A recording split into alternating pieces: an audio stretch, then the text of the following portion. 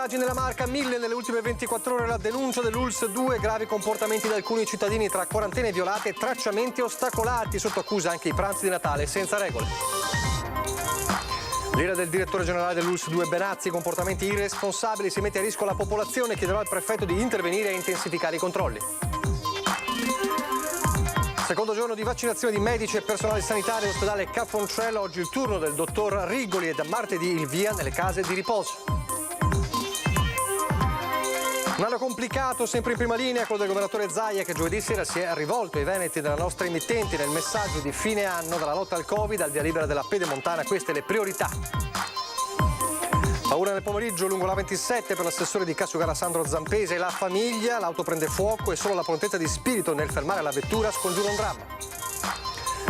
Cordoglio a Castelfranco per la morte di Claudio Tosato, storico artigiano restauratore dei jukebox, conosciuto in tutta Italia, vittima del Covid, aveva 62 anni.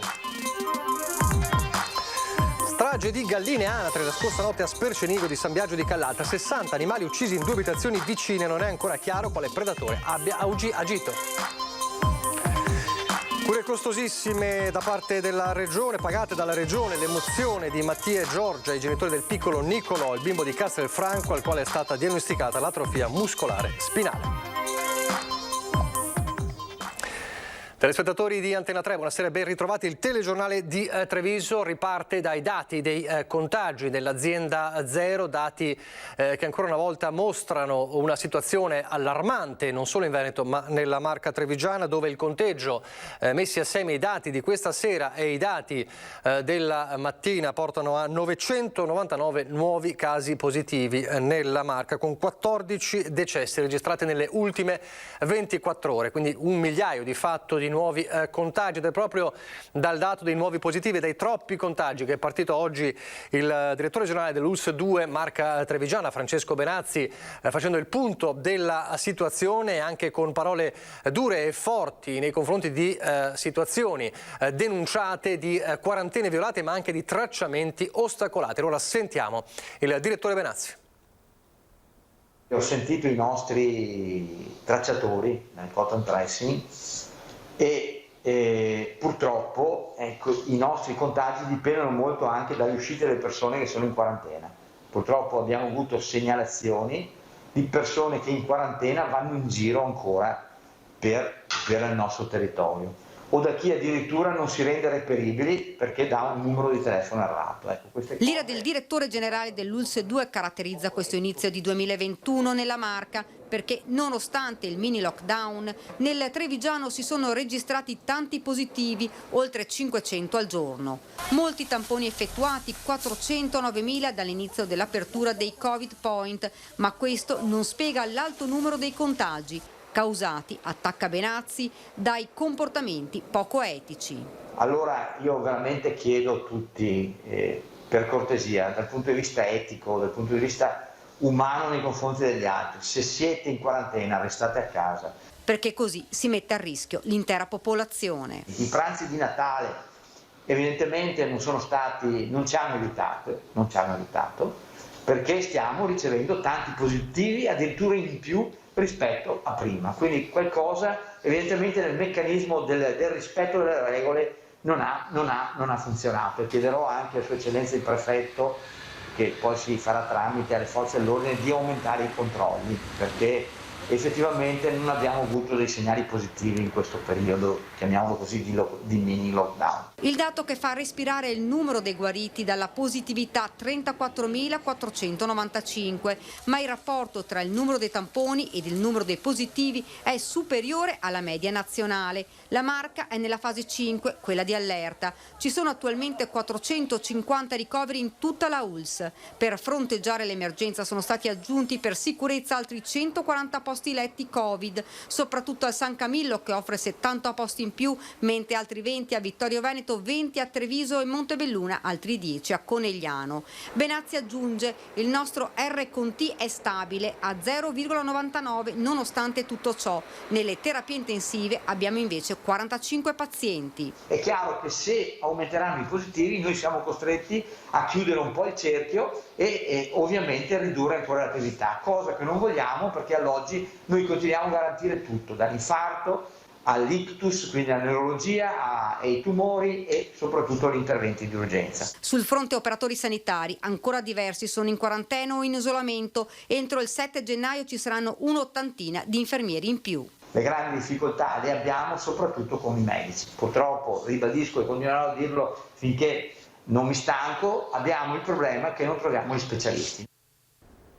Vi faccio vedere allora adesso la tabella delle ultime ore dell'azienda Zero, eccolo qui, Treviso 475 nelle ultime ore, nel pomeriggio, quindi nella giornata di oggi, i nuovi casi positivi vanno ad aggiungersi a quelli diramati nella mattina e quindi che si facevano riferimento alle ore precedenti, e quindi il totale, come dicevamo prima, è 999, quindi quasi 1 migliaio di nuovi positivi, una situazione dunque che allarma. L'avete sentito anche il direttore Benazzi, che ha denunciato queste gravi violazioni da parte di numerose persone. Intanto c'è l'altro fronte, quello della battaglia contro il Covid con i vaccini. Allora c'è un'altra tabella, c'è un altro dato che riguarda invece quanti sono state le la somministrazione, qual è stata la somministrazione fino ad ora in tutta la regione del Veneto dall'inizio della campagna, dal Vaccination Day del 27 dicembre, bene 11.026 somministrazioni di vaccino in tutta la regione finora, quindi il 24% di vaccinazioni finora raggiunto. Proprio la marca trevigiana è quella con il maggior numero di somministrazioni finora, 2.103. Anche oggi, come ieri, l'avvio della vaccinazione per medici e personale sanitario, quindi è continuata anche oggi, continuerà anche nei prossimi giorni. Oggi è toccato anche a un volto noto di questo lungo periodo di lotta al coronavirus.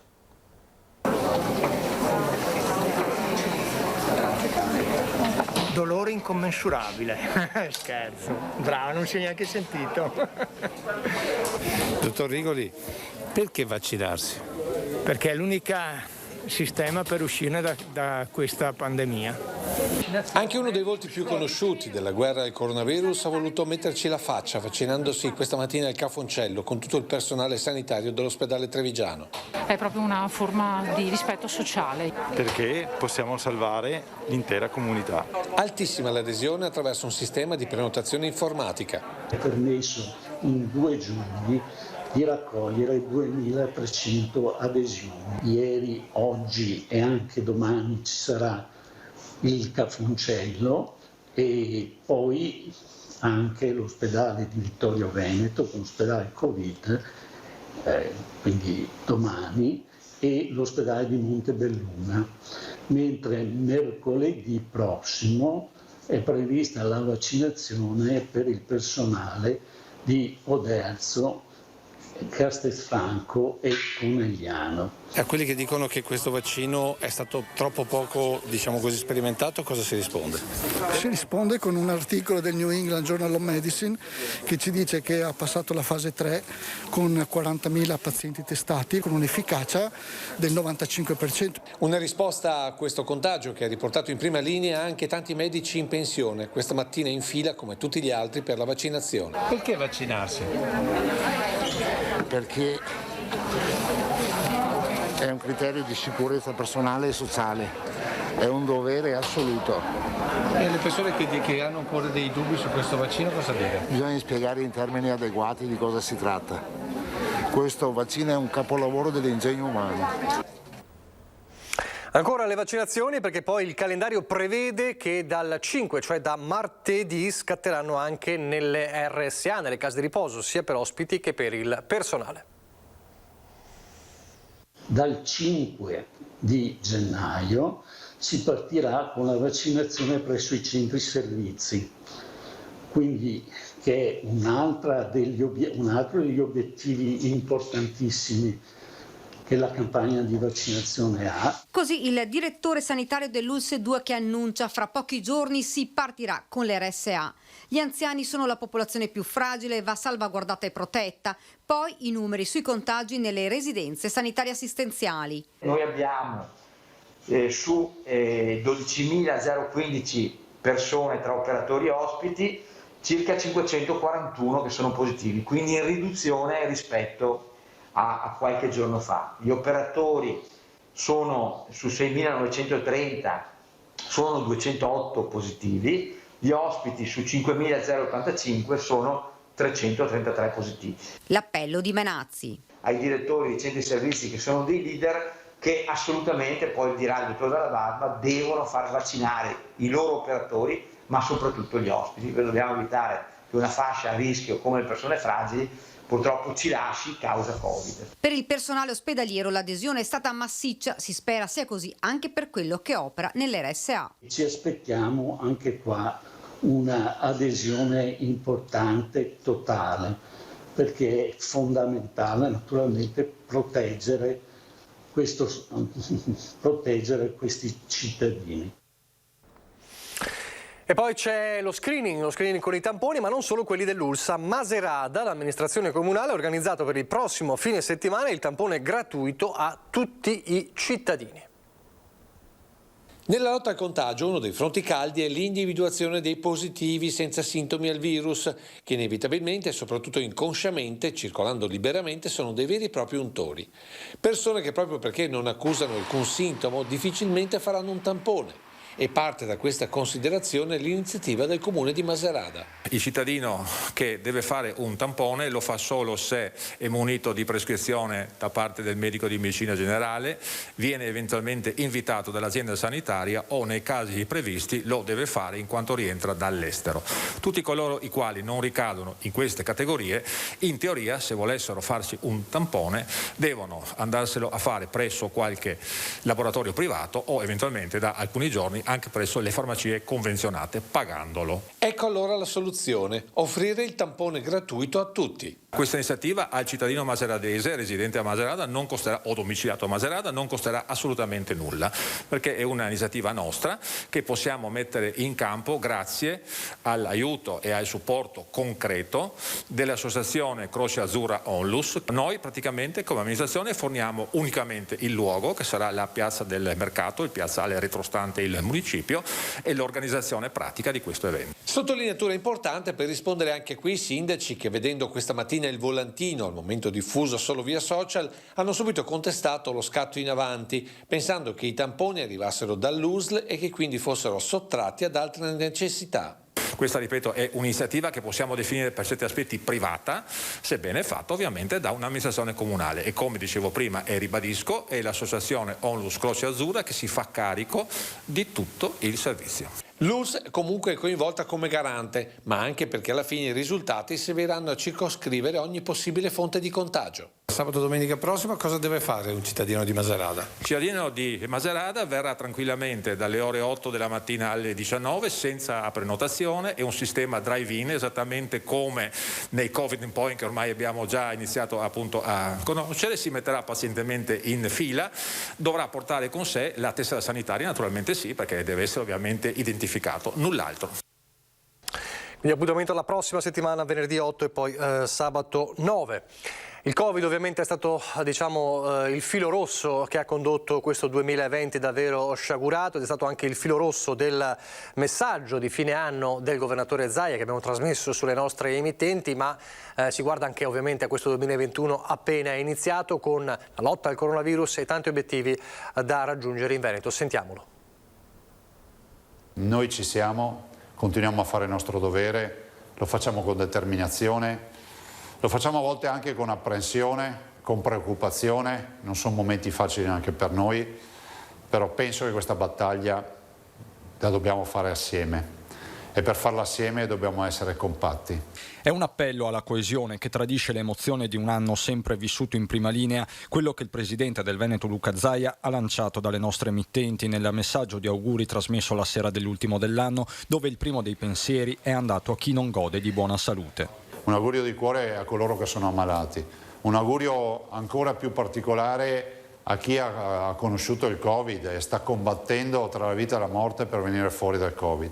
Un racconto, quello di Zaia, che parte dal primo caso di Vo. Lì comincia la battaglia del Veneto contro il Covid, l'evacuazione di Schiavonia, i test rapidi, il plasma iperimmune, il passato recente che si fonde con la cronaca, anche in attesa di capire cosa sarà del territorio regionale finite le festività. Dal 24 dicembre abbiamo le zone arancione e rosse in base al decreto nazionale, il che vorrà dire che il 7 gennaio il Veneto avrà avuto dal 19 al 7 gennaio una ventina di giorni di restrizioni. Noi speriamo che queste siano servite a fare abbassare, diciamo, la pressione del virus. E la partita sanitaria diventa economica con un messaggio diretto al governo alle prese con il recovery plan. Che sono 209 miliardi di euro che l'Europa ci dà, vengano dedicate alle imprese per creare occupazione e per rilanciare l'economia. E per rilanciare l'economia il nodo fondamentale sono le infrastrutture su tutta la pedemontana con Zaia che accelera.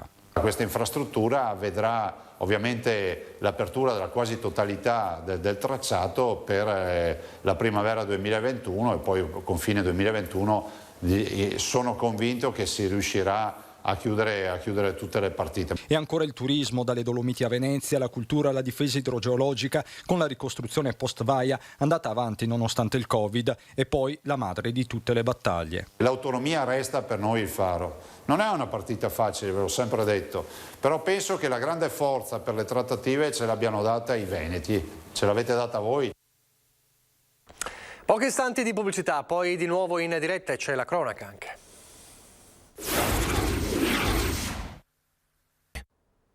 Rieccoci in studio in diretta il telegiornale di Treviso. Ripartiamo dalla cronaca e dal sangue freddo mostrato dall'assessore ai lavori pubblici di Treviso Sandro Zampese e anche della moglie, che sono riusciti a evitare il peggio oggi pomeriggio lungo la A27, la Jeep Cherokee sulla quale stavano viaggiando con i due figli all'altezza dell'uscita di Conegliano. A un certo punto ha iniziato a perdere potenza. Pensando a un guasto, Zampese ha tentato l'uscita al casello, ma pochi minuti dopo ha visto un muro di fiamme uscire dal vano motore. Senza pensarci un momento ha aperto le porte, con la moglie ha liberato subito i figli in tenera età dai seggiolini, allontanandosi immediatamente dal veicolo avvolto dalle fiamme e per timore di un possibile scoppio sul posto. I vigili del fuoco di Conegliano che hanno provveduto a spegnere le fiamme, come vedete nelle immagini, e l'auto, come si vede, è andata completamente distrutta, ma nessuna conseguenza, fortunatamente, per assessore e famiglia. A San Biagio di Callalta invece un episodio inquietante per due famiglie, due cugini, due famiglie che abitano in due abitazioni contigue. In una notte una vera e propria strage dei loro animali da cortile 60 tra anatre e galline.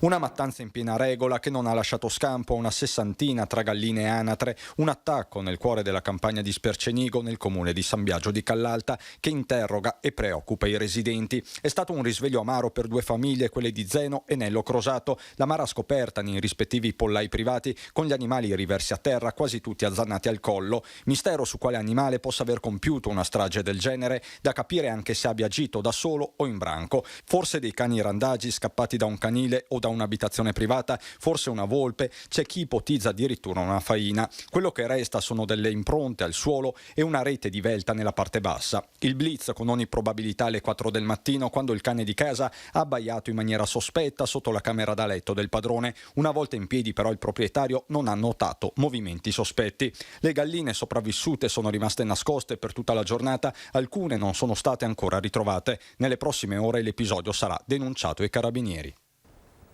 Torniamo a parlare del Covid, purtroppo con ancora tante vittime di questa terribile pandemia anche nella Marca. C'è da poche ore una notizia di un notissimo imprenditore di Cornuda, Lino Noal, che è venuto a mancare proprio nelle ore scorse. Aveva il negozio proprio vicino al comune di Cornuda, un'attività storica in paese.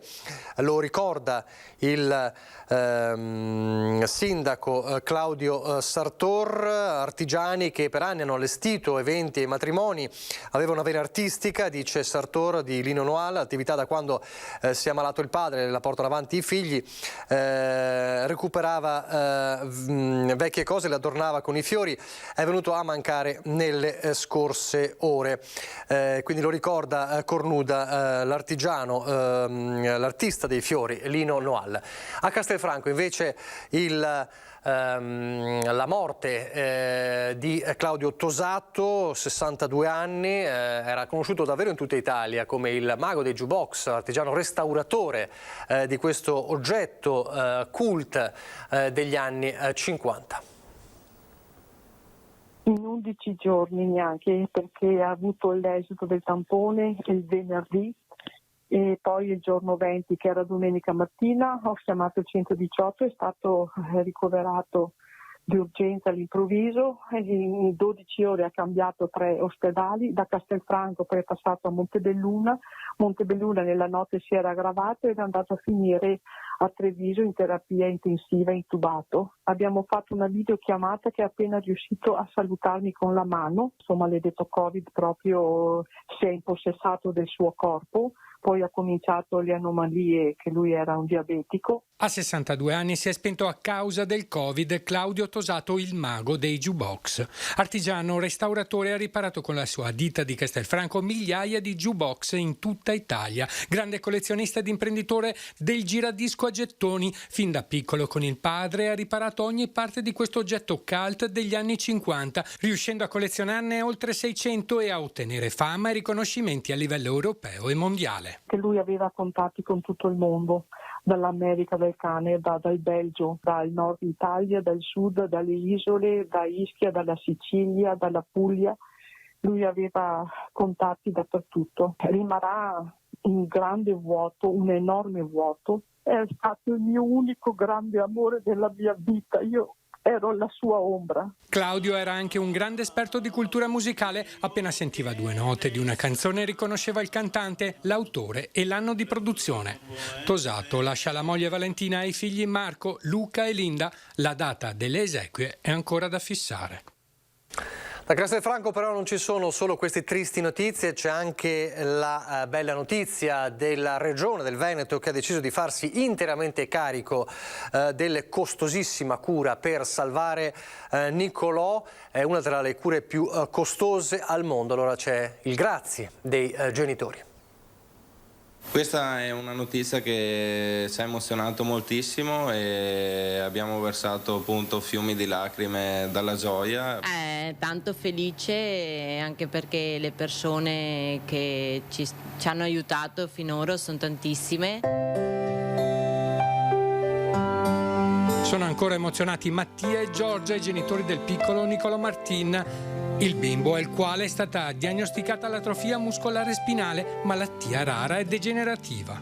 A riempirli di gioia e a ridare una speranza di vita al loro piccolo di appena 9 mesi è stata la Regione del Veneto, che ha deciso, grazie all'aiuto del governatore Luca Zaia e dell'assessore alla sanità Manuela Lanzarin, di farsi interamente carico delle spese per l'acquisto dello Zolgensma, un farmaco costosissimo e disponibile solo negli Stati Uniti, in grado di migliorargli la vita se somministrato entro i 24 mesi di vita.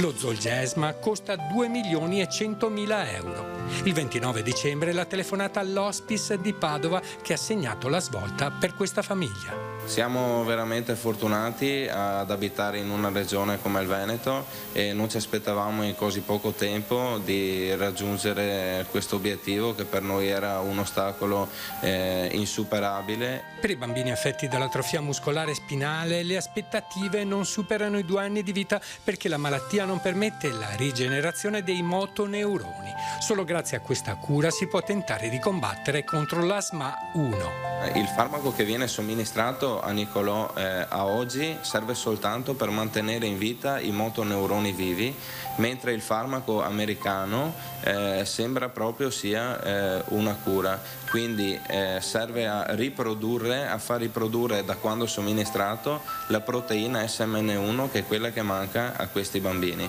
Dopo l'annuncio di papà Mattia sui social e prima dell'aiuto della regione, 8.000 persone hanno donato oltre 270.000 euro, soldi che andranno in un conto intestato a Nicolò per sostenerlo nel suo percorso futuro e per aiutare altri bambini che necessitano della stessa cura. Saluta. Come si fa ciao con la manina?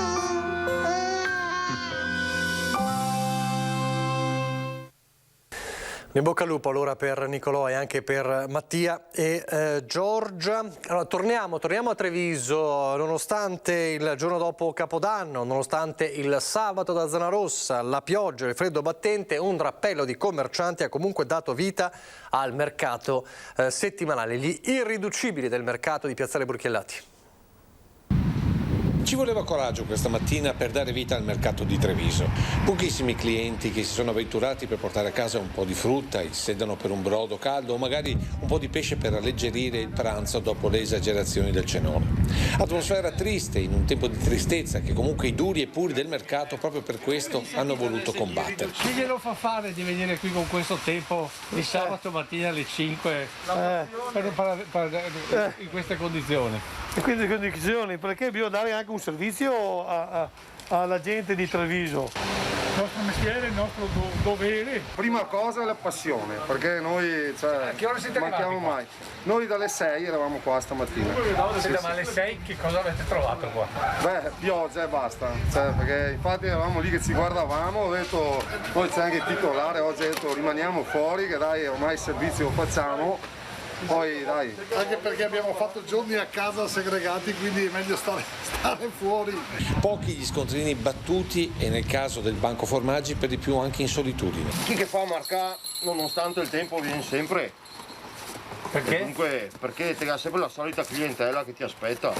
Più che un mestiere oggi è stata davvero una missione accolta con gratitudine dai cittadini. Una giornata come questa, anzi direi parecchio eroici, quindi vanno ricompensati. Ecco perché questi sono gli irriducibili del mercato di Treviso. Come ci siete a essere gli ultimi irriducibili di questo mercato? Siamo i più forti e cerchiamo di mantenere viva la piazza di Treviso. A voi non vi ferma nessuno? Qualcosa ci ferma, ma finché possiamo andiamo avanti.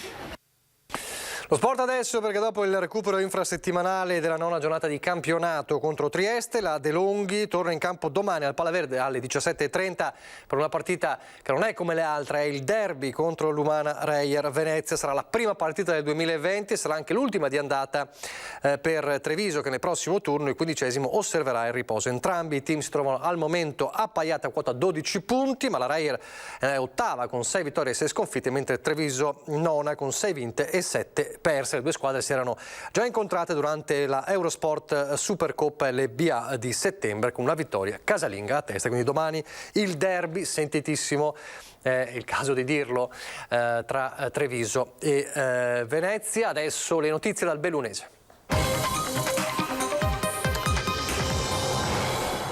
E di neve parliamo in apertura, perché tanta neve in montagna, si sommano i disagi, le strade chiuse e anche le allerte. Tutto questo mentre il Ministero fa slittare al 18 la data di apertura degli impianti di sci.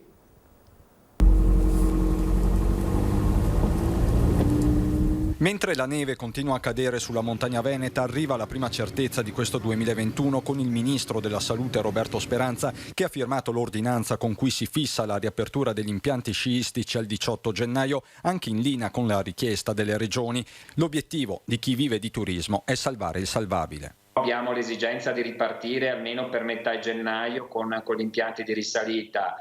La stagione è lunga e quindi una buona parte sicuramente è stato perso, però l'importante è che ci mettano nelle condizioni in sicurezza. Di certo la neve non manca, continua a cadere soprattutto dai 600 metri in su. Notizie sul Feltrino, dove ha continuato a nevicare in maniera molto abbondante, ci sono arrivati 70 centimetri mi pare a Lamont, e in tutto il resto della provincia, ripeto, sopra i 600 metri, quindi una situazione ancora di maltempo molto forte. Nel frattempo è stato chiuso per una slavina sul lato di Bolzano il passo Cimabanche, così come il passo Giau, vietato il transito anche sulla strada 49 di Misurina. Sempre per pericolo slavine restano chiuse la provinciale del Passo Valles, la panoramica del Comelico, la strada del passo Cereda e Duran, la Val Degano, chiuso il tratto a Fiames dell'Alemagna. Veneto Strade, informa il direttore generale Silvano Vernizzi, è impegnato a tenere aperto il passo Staulanza, l'unico modo per non isolare la Val Zoldana. Resta alto il pericolo valanghe. E proprio in questi minuti c'è un appello dell'assessore regionale alla protezione civile Giampaolo Bottaccin, che dice un appello vero e proprio a non spostarsi se non per motivi di necessità nelle zone montane, perché la neve è veramente tanta, il rischio slavina è molto alto e così il rischio di frane. Le strade, l'abbiamo visto anche nelle immagini, in molti casi sono quasi impraticabili e quindi devono essere lasciate liberi per i mezzi tecnici e di soccorso. Quindi davvero l'appello dell'assessore Bottaccin. La zona è quella che abbiamo raccontato nel servizio, quindi soprattutto la zona del Cadore e del Comelico, quindi attenzione, quindi non spostatevi di casa se non per assoluta necessità. Un assessore Bottaccin che oggi nella nostra diretta è intervenuto anche per parlare di un'altra emergenza, l'emergenza maltempo che ha caratterizzato il 2020, non solo il Covid evidentemente, lo ricorderete, le trombe della tromba d'aria del Vicentino, ma poi anche il disastro maltempo del 6 dicembre e c'è una preoccupazione sui ristori. Sentiamo le sue parole stamattina. Il governo generalmente dichiara lo stato di emergenza. Questo è accaduto qualche giorno fa e questo è un segnale assolutamente positivo, però poi dopo devono conseguire i fondi per i risarcimenti, perché la legge sulla protezione civile prevede che in caso di eventi di questo tipo sia il governo a intervenire con i finanziamenti. Poiché hanno messo 7 milioni e 4 di anticipo, così come avevano messo 6 milioni e 8 di anticipo a seguito degli eventi che hanno colpito Arzignano, Montechia di Crosara, Trissino, Ponte nelle Alpi quest'estate, io mi aspetto che poi arrivino oltre agli anticipi anche i veri finanziamenti. Teniamo presente che per queste due emergenze che ho appena citato il Veneto ha superato 500 milioni di danni. Mi aspetto che a fronte di una risposta che è stata immediata da parte dei cittadini, come sempre i veneti si sono imboccati le mani, dei comuni, degli enti territoriali, le province, la regione, noi abbiamo già aperto lavori per oltre 30 milioni di euro, che arrivino anche i finanziamenti statali. La preoccupazione che ho io è che al di là di questi due anticipi, poi continuo a leggere sui documenti anche ufficiali che ci sarebbero 100 milioni stanziati nella legge di bilancio per ristorare i danni di tutti gli eventi che sono accaduti in Veneto, ma direi in tutta Italia nel 2019 e nel 2020. Ovviamente voi capite che se solo per due eventi e solo per il Veneto e solo per il 2020 abbiamo registrato oltre 500 milioni di danni, voi capite che 100 milioni per tutta Italia non sono sufficienti. Può essere che io mi sbagli e che ci siano degli stanziamenti nel fondo statale che io non ho visto, però io direi che dopo mesi dalla tromba d'aria di Arzignano mi aspettavo un segnale un po' più concreto da parte del governo, non è ancora arrivato. E poi c'è il Covid, 133 nuovi positivi nel Bellunese con un decesso registrato nelle ultime ore e il direttore generale si dice comunque preoccupato. Continua questa traversata di quello che questa primavera veniva chiamato il cosiddetto plateau con una situazione che non accenna per il momento a diminuire. Nessuna flessione per la curva del contagio tra le Dolomiti. Lo stesso Adriano Rasicaldonio, nelle nuove vesti di commissario per l'emergenza, parla di una costante fonte di preoccupazione per la macchina sanitaria bellunese, sotto stress sia nei reparti di area non critica che nelle terapie intensive. Un virus che resta diffuso sul territorio dove operano senza sosta le USCA e dove i primi vaccini sono stati somministrati anche tra gli ospiti delle case di riposo, in queste ore a Lamon dopo Belluno e Arsier. L'adesione finora si è rivelata su dei livelli veramente molto elevati e questo sicuramente è un dato molto confortante e finora non si sono segnalati eventi particolari, controindicazioni rispetto alla vaccinazione stessa. Nelle prossime ore Vaccination Day per gli operatori medici del territorio, domenica 10 si passa a quelli del SUEM, dal 17 inizia la distribuzione della seconda dose. In modo da poter poi ottenere nel giro di circa un mese l'immunità prevista che è ben sopra il 90%. Siamo al tuo presepe, allora questa sera vediamo le creazioni di Daniele, Rita, Giulia e Federico, poi di Fiorenza Venturi di Falzè di Trevignano, poi la famiglia Baseggio, Michele, Silvia, Camilla e Novella di Porcellengo di Paese, poi il presepe dei bambini allestito alla parrocchia di Catena di Villorba. E con queste belle immagini ci salutiamo. Grazie per averci seguito, arrivederci.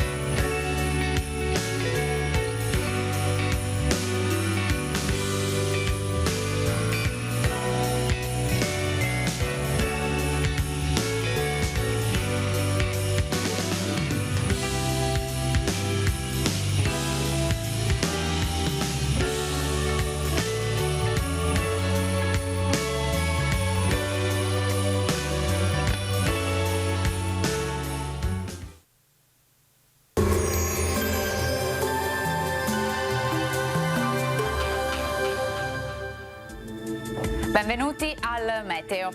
La permanenza di una circolazione di bassa pressione alimentata da aria fredda manterrà esposto il nostro territorio a condizioni di instabilità. Vediamo insieme il dettaglio di domenica 3 gennaio.